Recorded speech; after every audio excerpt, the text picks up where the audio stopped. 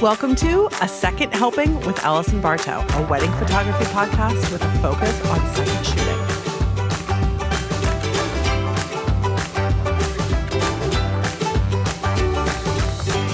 For this week's wedding, we had to navigate rain that started during the church ceremony and continued through the rest of the evening. We had a sparkler exit that took place underneath a wooden awning.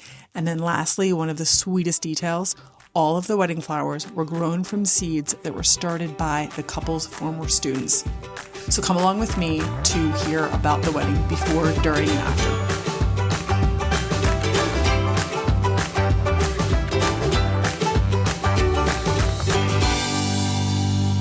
It's a lovely spring day in April. I am off to shoot a wedding. I'm associate shooting for Haley today. Elise will be my second photographer. That was my light stand. This one's nice and then it's kind of close to my house. We have bride and groom prep in Downingtown. We have a church in Downingtown. And then the venue is Meredith Manor in Phoenixville. So a little bit of driving, not bad, but also suburban Philly. So we'll take it. The couple seems adorable. We have, I want to say 7 and 8 on the wedding party sides. I think it's 7 on the bridesmaids, 8 on the groomsmen. There looks like there's a flower girl. The addresses for prep are right next to each other. And it looks like her parents might own both properties. So that is different because normally when you're doing prep at somebody's house, they could be kind of nearby, but they're not normally next door to each other, especially if they're not Airbnbs. Like I've seen it with Airbnbs, but so this will be interesting. My second shooter, Elise, is going to meet me at bride prep to get some cards from me so that she can shoot on those and then give them to me at the end of the night so that I don't have her cards. That way I can download and cull everything. And then I will send over the culled images to Haley. So my relationship agreement with her when I associate shoot is that that's included. So I like that as an associate shooter because then I know what was like important during the day that may not have jumped out as meaningful for somebody who wasn't there just going through. So I do like that, even though it does take a little bit more time, but I'm compensated for it. We do have, it's cloudy and overcast right now, which is totally great. However, it's like 100%, I think it was 96% chance of rain and drizzle this afternoon. So that will be our challenge for portraits. There is no first look. So we are going to be doing a dad and bridesmaids first look, and that's it. Then we are traditional timeline. So after the ceremony, we're supposed to do family at the altar. And then at the venue, we'll be doing wedding party and couples portraits. I've shot at this venue once before. The interior is very, shall we say, warmly lit. It's an orange barn inside, so there's stone and everything. When Haley and I shot there before, I feel like we got good reception pictures. I don't know that it's going to be the easiest if we're doing all wedding party in there. So that's going to be a challenge, but hopefully it'll be fine. The temperature's decent. It's 53 degrees. I'll take that. Better than 83 degrees. I've worked with Elise before. That's it for now. We just got a picture of them. Haley sent Elise and I a message from the bride. It was a screenshot. I guess on her wallpaper, it's the bride and groom, and then her calendar notification came up that said like wedding day, let's get married. And her pictures, like an engagement photo. So they look so sweet. So it should be a good day. I'm excited. And we'll see what happens. It's raining. All right. It is 3:44, 10 minutes away from the venue. So far, everything has gone well. We were a little bit ahead of schedule with bride prep. The one bridesmaid needed to leave early because someone had to drive her to her house because her husband couldn't find his shoes. So she had to find them for him. But Everything else was smooth. I was able to get like pictures with her first and then she left. Ceremony was fine, typical Catholic ceremony. And then it was starting to rain. I had said, let's keep the wedding party so that we can do like a safe shot. Did family photos. And when it came time for the wedding party, same bridesmaid had already left because she wasn't riding in the party bus and was told only nuclear family needed to stay. So I got a shot of the full wedding party without her. I mean, obviously we don't want to use it, but I also needed to get like a safe shot of the majority of the wedding party before we head over here to the venue. So we're going to get to the venue. And right now it's raining, so we won't be able to do this shot outside. So I'm going to have to find a spot for wedding party, and then we're going to have to come up with some locations for the couples portraits. We are going to be getting there 5 minutes before cocktail hour starts. So it's obviously going to cut into their cocktail hour, but they did not do a first look. So it's expected that portraits will eat into this. I can also see if there's a chance we can pull them away during the reception to do a few more portraits. We will see. The groom's very nice too. They're both very sweet. Yeah, so it's a little unfortunate that the rain held off until the time that we wanted to be outside. We did get a wedding party as far as like groom and groomsmen, bride and bridesmaids, like outdoors before we, whoops, that was a Pepsi, before we left, but we want to get like full wedding party. So that's that. Let's hopefully have a nice reception here at Meredith Manor. 9:15, ETA at home, 9:45, it's raining, it's cold.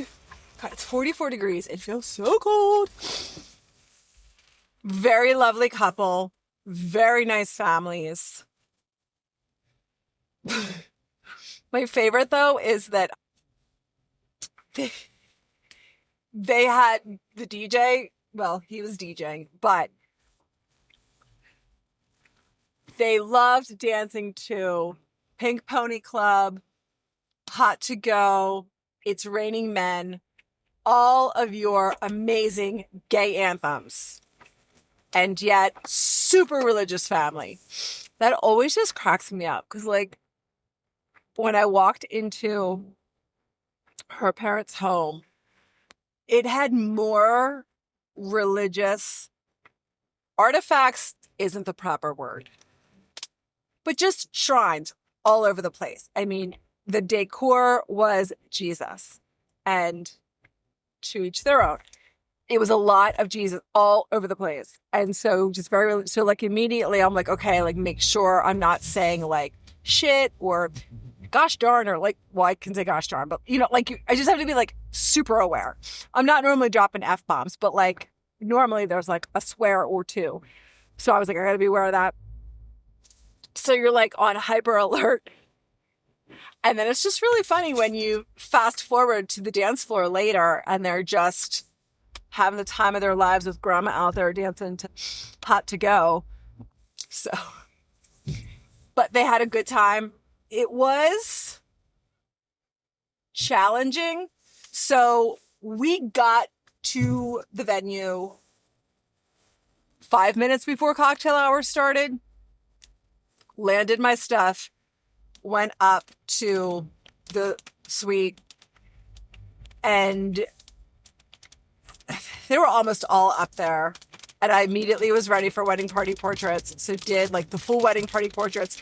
Then she wanted like girls and guys again, no problem. So I did that. And then there were a couple of other groupings. So I feel like those are okay. Like we were inside with just bounced flash because it was raining hard. Like the venue was passing out umbrellas to guests as they got out of their cars.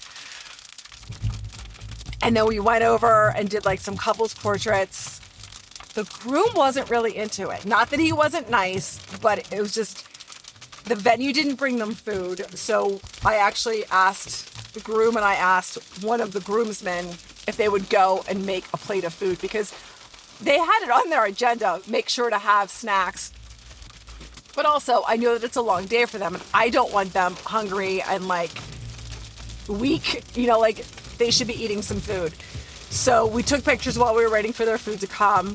Once their food came, I gave them a few minutes. Like, I ran to the bathroom. I went and I got someone from the venue to bring us clear umbrellas. I was a little annoyed with the venue because that the couple's going to be disappointed that it's raining, because that's one of the reasons you book a venue like that, for the outside space. And nobody was, I don't want to say catering to them, but I mean, I don't know that that's the wrong word to use. Like, they're like, that's the time you should be catered to. They're literally caterers. I just feel like there could have been a little bit more of like someone paying attention to them. I got the umbrellas. She really wanted a gazebo picture. Like, I wouldn't have made them go outside. She wanted to go outside. She wanted a gazebo picture. So we went out. We did pictures of the gazebo, pictures of the clear umbrellas. He was ready to come back inside. He was getting nervous because he was doing a toast. And then she said she wanted like veil shots. I hate veil shots. And it's not just like, oh, I don't like them. I don't feel like I'm good at taking them. I just like, it's unnatural. And so like, it's unnatural for me. I feel like I'm not focusing on the right thing. I feel like it just looks not good. I should work on that. Most people don't ask for them. I know several photographers that I work with that they like doing them, so they're comfortable, so they suggest it and do it. I've never suggested it. She asked for it, so I was like, sure. So we got like a few of those, but then he was like ready to go inside. And I also get it, because at this point it was like 4:40. Introductions are at 5, so people were lining up. So they only had a little bit of time. And again, that's why I like a first look, because you get some breathing space in there. Because if not, it's like she walks down the aisle at 2 and it's ceremony right through to family photos. Then they're racing to the venue. Then we're doing, couples portraits, wedding party portraits, and then it's like all of a sudden it's going to be time for introductions. So I checked in with them. You could tell he wanted to go, so they take their umbrellas, they head up. I got pictures of them like walking up the hill with their umbrellas. She's holding her dress, he's holding the flowers. They were okay. I was disappointed because it feels rushed, and I didn't have the space I would have wanted to get the portraits I would have liked. The other thing that was not bizarre, but like when we got there and walked in at like 5 till 4, people were already seated at their tables.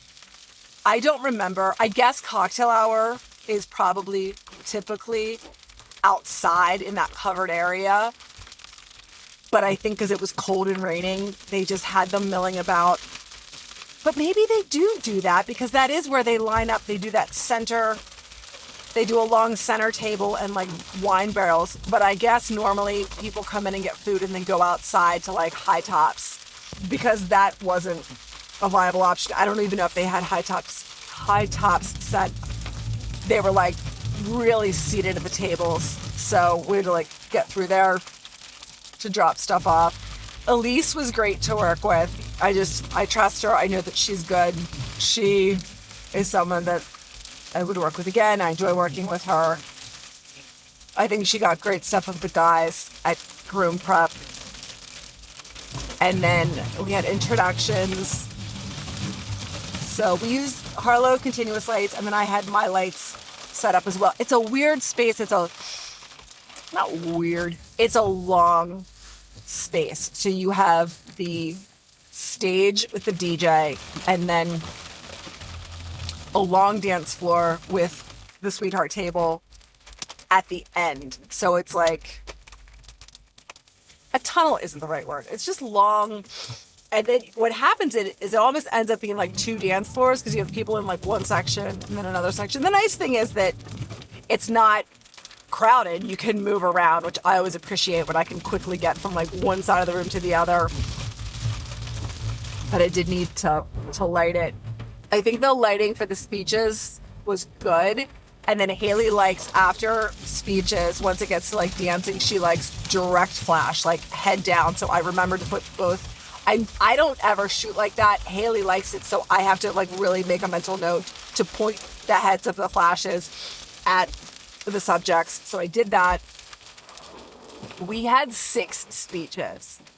They were good. They were heartfelt. I teared up a little bit. I think her sister went first. Hers was good. He had two best men, and one was like a good friend of his who like started crying. I started crying, and he was just talking about like how the groom's family like took him in and he became like a son to them. And then they kind of reciprocated that in their speeches. So that was really touching. And then his brother did a great job too. His brother started crying early on. So they were just like really heartfelt, thoughtful speeches, but they were each a little bit long. And then they don't hold the microphone up high enough. And so the brother, the longer he was talking, the more his microphone was getting lower and lower. And then when you get emotional, it's already like kind of the words are a little bit staccato, but then the microphone's like going down. So it was like harder to hear exactly what he was saying. The bride's dad got up and gave a toast. And he was funny because he said apparently at his other daughter's wedding, he gave a 15-minute toast. I don't know if he was joking or not when he said that he had pictures in a PowerPoint. They told him to keep it short. So he said he would try to stick to 10 minutes. He gave a nice speech as well. So like I said, they were all good. And they're really, again, just lovely people. They raise their children well. They just seem to be well loved by everybody. I did take her bouquet that was in a vase on the sweetheart table. I set it down like in front of the table, and then I made sure to put it right back up when we were done with toasts. They were in those seats that are like tufted, cushy. So I feel like you kind of sink down a little bit lower in those. They weren't super low. They were, cause sometimes it's like awkwardly low. They weren't super low, but it was just enough that like the flowers would be cutting them off. So I do like to move those for speeches. And then they're up against a stone wall. So like I couldn't really get like a kind of the hair light that I wanted. So they were lit a little bit from the side. And I did different settings with the lights just to get some options. We had a couple of kids there. That's the same. I don't need kids there the whole time. There was one little girl who liked to do cartwheels, and she had a stuffed unicorn, and anytime there was room on the dance floor, she was doing cartwheels. And it's like, okay, I'll take 12 pictures. But then it's like, I don't want to keep taking that picture all night long. So then I'm like intentionally like not taking her picture because you want to get the other guests. So that view hasn't changed on kids. There were like babies at the church. Luckily, I didn't see babies at the reception. The DJ was a lot. In his defense, the couple seemed to enjoy him. The guests seemed to enjoy him. I don't like when they narrate. I don't like when they step by step tell people to eat your salads, enjoy your salads, sit down. Like when it's really just play by play, as if you're blind and you need someone to explain everything that's happening because you can't see it with your own eyeballs. When everyone would give their toasts, he would tell them to hug. And it's like, I find after a toast, when they don't hug, it's always like, oh, you should have probably hugged them. But I'm never going to tell someone to hug somebody else. Like, if they don't, they don't. It's okay. But like, most of the time, I think they're going to do that naturally on their own. So it's just weird to me when a grown adult is telling someone to hug. Like, I don't know that he knows these people. Maybe he knows the bride or the groom or the bride and groom. But like, I know he doesn't know everybody that's there. So to have someone that you don't know telling you to hug a relative is just like, I don't know. It's not for me. And the bedazzled microphone is a little bit much. I guess it gives wedding, but it was a bit much for me. And then they did the game with the holding up the shoes, the quiz. And then, but again, he's like, we're going to play a fun game. You guys eat your dinner while we play this game. And it was just like, ugh, not my thing. They did a great job dancing. They were like on the dance floor. They were having fun. They were together like enough. There's kind of nothing worse than when the bride and groom split and are never together during the reception. So I'm hoping that we have enough really good, candid, fun dancing photos to make up for not as many couples portraits as I would have liked. Plus, I feel like those are just more natural. They went right into the cake cutting. They did cake cutting, I think, before they ate, which is fine because then it's off the list. Elise was nice enough to check in with the venue about the sparkler exit because, you know, I'm not going to organize that. And they didn't have like a coordinator, an outside coordinator. The venue didn't seem to have like one main point person. So Elise did a great job of finding someone who said, if it's drizzling, we'll still do the sparkler exit, but if it's a downpour, we won't do it. And they said we normally do it out in the driveway. I'm like, okay. So then we go outside, and there is a guy dragging a metal trash can telling us where we're going to do it. He takes us up, and he says he's going to line everybody up underneath the wooden area. So literally, it's like sparklers under the wooden roof area, so narrow. And people were lined up like on both sides. And I looked at Elise and I was like, we can't walk through here. And then Elise was doing a really nice job of getting people on one side. And I think one of the people from the venue got annoyed because I heard her bitching to another employee about like, well, apparently she knows what she wants or something. And I was being nice. And then I said something to them about like, when you guys do this here, do you normally have like people on both sides? And they're like, we've only done it under here once. And I was like, okay.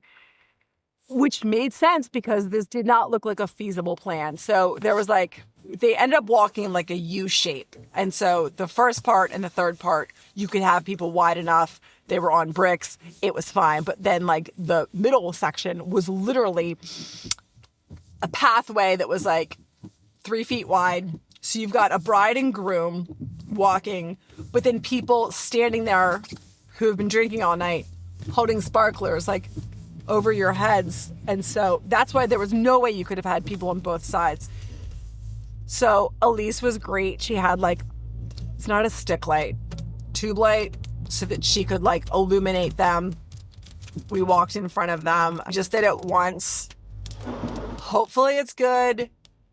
We were trying to slow them down because they were like walking right up close to us. I think at the end, there's good photos. You're able to see the sparklers. And then we actually had them go back out and did like another kind of quick portrait there. I hate a sparkler exit. Like this was just crazy that everyone's standing underneath this wooden structure. Like it was so like you could touch it. The sparklers were touching, and I was like, and I know like you're gonna have to hold it there to catch the thing on fire. Like I get that, but at the same time, I'm like already not psyched about having sparks landing on our heads. But I think it was fine, and they only went through once. Literally at the end, the last two people were standing inside the venue with the sparklers, and sparks were landing on the carpet. And I was like, oh my god, we're inside with sparklers.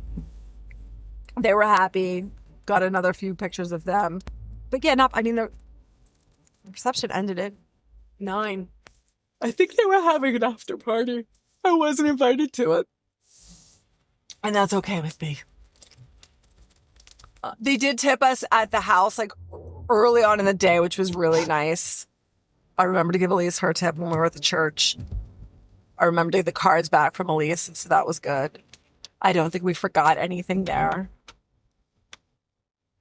What else the DJ had a camera, I believe it was a mirrorless camera.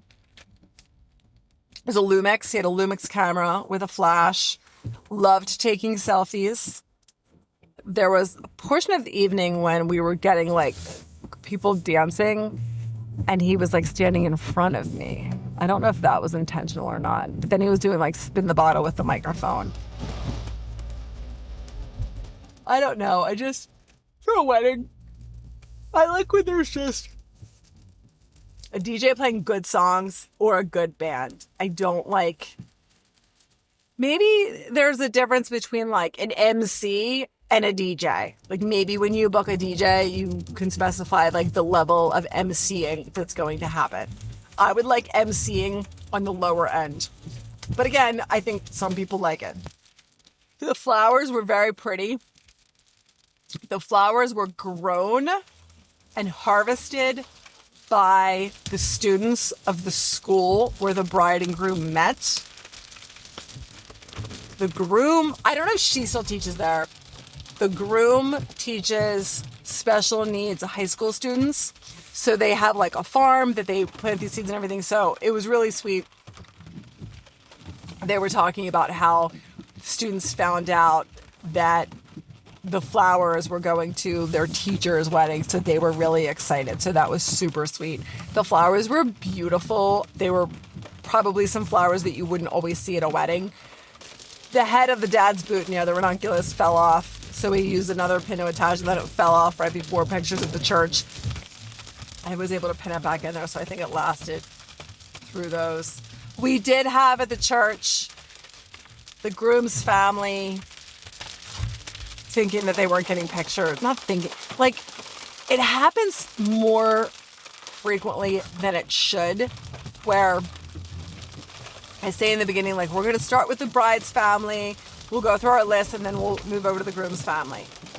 And I don't think it takes that much to figure out, like, oh, it looks like they're doing her side of the family, and then it'll be our turn. But people must think in the moment that it should be like her parents, his parents, her immediate family, his immediate family, her siblings, they must think that, because people tend to get like kind of bent out of shape when they feel like, oh, they're only taking pictures of her family. And it's like, I'm not going to not take your picture. Like, I'm not going to leave and not take your picture, but it's surprising to me how many people you can see them like getting annoyed, or they start to make comments. We worked through our list. There was one person who wasn't on the list, and I always hate when that happens, because then I'm not sure if they were, normally they're left off by accident. Maybe someone thought that they couldn't come to the wedding, or there was just an oversight. But then what happens is the couple tries to overcompensate because they feel bad that someone wasn't on the list. So then I'm trying to figure out when I should be adding them into the list, but I don't want to oversuggest and start putting Xavier in every photo just because they left his name off. So now we feel bad, so we're just putting him in everything. Or they didn't want him in a lot. And so, but there was like one person that was left off, so I had to keep like making sure he was included when he was supposed to be included. We only added a couple of pictures at the church that weren't on the original list. I mentioned earlier too about the bridesmaid who had left. And I hope I didn't overshoot. But if you overshoot dancing, it's easy enough to cull them down, because it's either like, oh, dancing, good or garbage. So we'll see. And I'm 5 minutes from home. I love that. I'm going to be home before 10 p.m.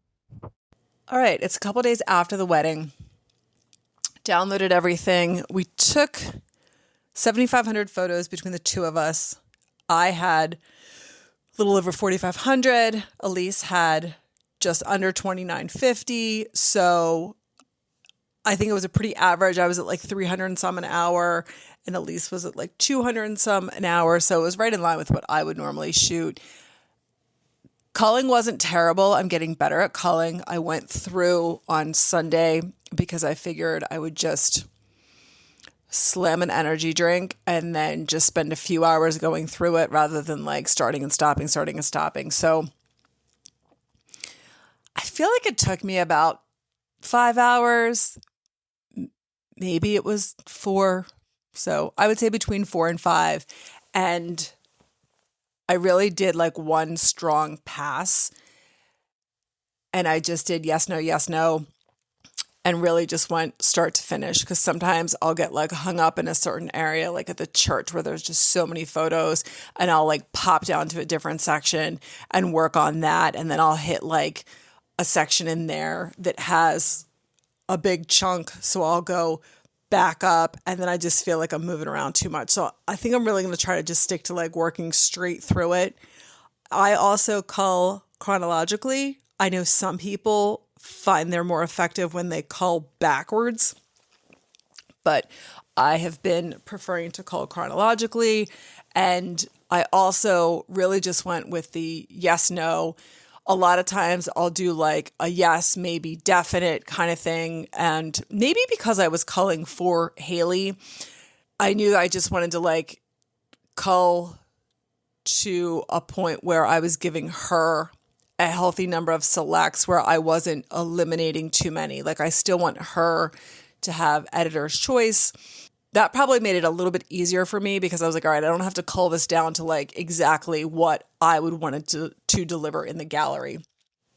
So I ended up delivering her 2,563 images. I feel like it's pretty tight when it comes to like the prep and like the details. I feel like I was able to cull them down. And then like even like a few of the other like family house detail things, like that's kind of tightened up for her. So there isn't too much there. And then there'll just be a few areas where she's just going to have, you know, a good selection to choose from. I'm assuming that's going to be what she prefers so that she can really like what she's delivering. I didn't want to like make too many selections on her behalf. I'm happier than I thought I would be. And I feel like that's probably typically the case. And I guess that's better to be happier when you go through the photos than to be all hyped and then disappointed. I think the bride prep and the groom prep are very indicative of them. And again, being at their houses helped.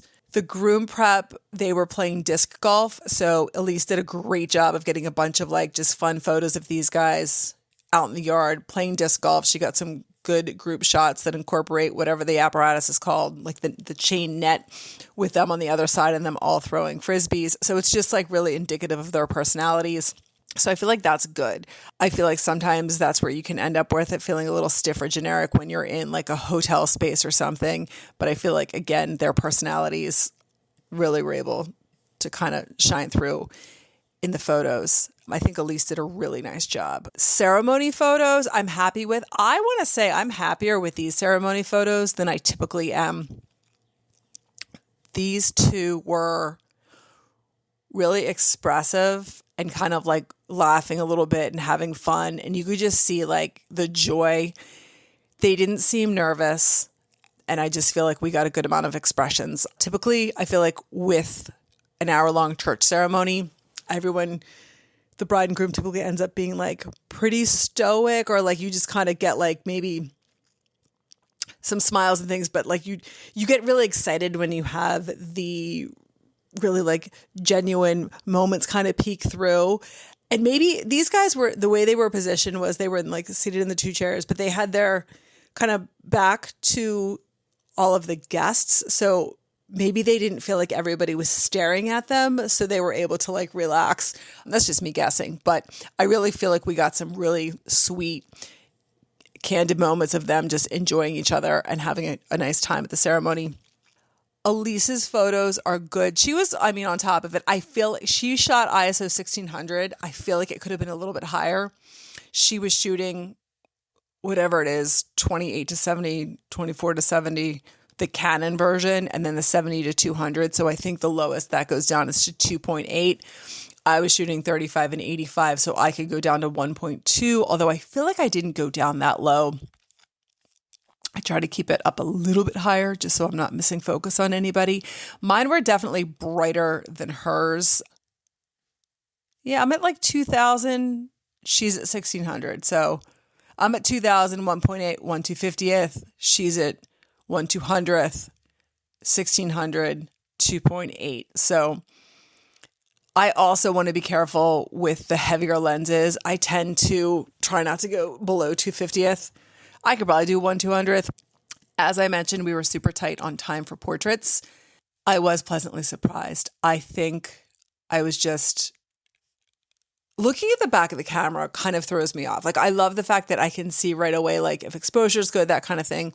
But I feel like I forget that I'm not looking at like a full-blown high-res image on a monitor. I'm looking at this tiny little viewfinder and I'm like just kind of like questioning sometimes the quality. And then when I see it on screen, I'm like, oh, it's great. Like, it's really good. So I have to remember that, because sometimes I'm like checking in and like, okay, that'll work. And then like, but just not being super psyched on it. And then when I see it, I'm like, okay. The lighting looked better when I saw them on the monitor than when I was like peeking at the back. You know, my concern was that they were going to be super orange in this orange barn, but those came out better than I thought they did when I was taking them. Elise did a great job at getting the details, because again, we got to the venue at 3:59. I didn't even see Elise at first. I parked, ran my stuff and dropped off my bags, ran back to the bridal suite, and then I just started taking pictures. She had shot there before. So by the time I made it over to the reception space at 4:45. She was setting up our lights. I checked in. She said she was like, oh, I got some of the details kind of thing later on when I asked her. But she did a great job. She got all the details. So we've got all the details before things were kind of decimated and picked over. I also have, like, I got some of the same stuff too, but it was just nice to know that, like, she did capture it, because that time period just felt a little like, oh God, like, rushed for portraits, didn't get to shoot the details. So knowing that she got it, we're well-rounded. It's good. She did a good job with the moments. We probably have an excessive amount of first dance photos. I overshoot that, and I overshoot it because it's hard. It's very difficult to get, like, both faces in the shot. So I'm trying to get, like, the emotion, and if you can get both faces. So I'm overshooting it, knowing full well I'm going to cull out a bunch of them. Hands are important. Just getting, if you can get their new spouse in the background looking on, that's important. I think Elise did a nice job getting guest reactions. I hope Haley's happy with the lighting. We had the Harlow lights, but then I was using my flash. I felt like maybe the Harlow lights weren't bright enough in there. As the associate shooter, knowing that I'm the lead, I needed to shoot with, like, what I was comfortable with. And I did do a lot of different settings. I think we have some good options for speeches. We've got a little bit of, like, some different lighting that Haley can select from. We've got reactions. And then we've got plenty of reception dancing photos. The dance floor, as I mentioned, is a little bit tough because it's long, so it kind of feels like two dance floors. I ended up keeping Elise there the whole time. Haley said I could let her go, like, if I felt like we were starting to get redundant shots, but I was happy keeping her. We covered the dance floor, and then she was a huge help with the sparkler exit. I want to look at the sparkler exit. The sparkler photos, sparkler exit. So what we did for those was ambient, and then Elise held, like, a tube wand light to illuminate them. That way when they walked through, we had some light on them. I didn't have a super slow shutter speed. I was 1/250th. But with this goofy venue, we had, like, the wooden ceiling, and then there were, like, cafe lights and the sparklers. And I think the cafe lights kind of worked in our favor because they kind of blend in, and it's just more like background light. So it kind of looks like there are more sparklers than there really are.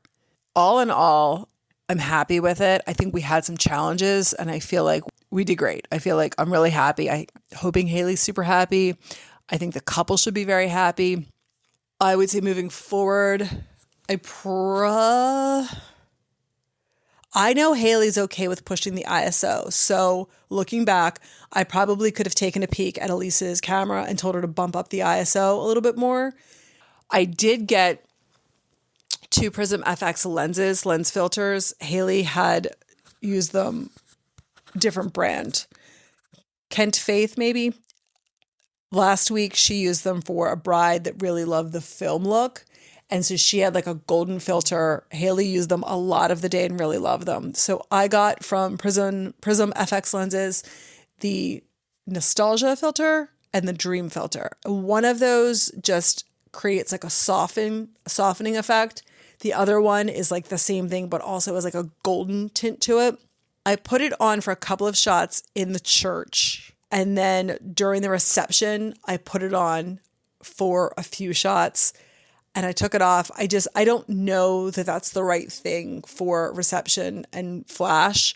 I think I just like sharper photos during the reception. Like, I'm cool with, like, a blurry background, but I feel like I want the people sharp or a little bit of motion blur. But I don't know. For some reason, I think for me, the biggest thing is I didn't want it to soften it too much, and you can't undo it. Like, the lens is there, it's going to be focused, but then to put a filter on it that's, like, really going to soften that, I didn't want it to be too much where it was like, wow, we don't have enough, like, safe shots.